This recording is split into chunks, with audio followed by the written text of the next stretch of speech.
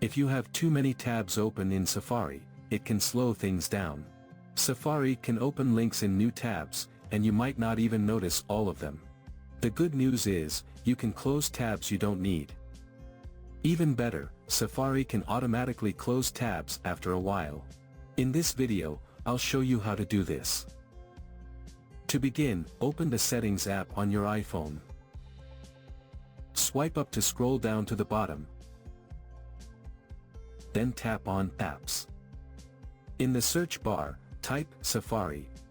To find the Safari app, then tap on it. Swipe up to scroll down and find the Tabs section. Then tap on Close Tabs. By default, Manually is selected, meaning Safari won't automatically close tabs. Now, choose how you want Safari to automatically close tabs by selecting your preferred time frame. It will automatically save your settings.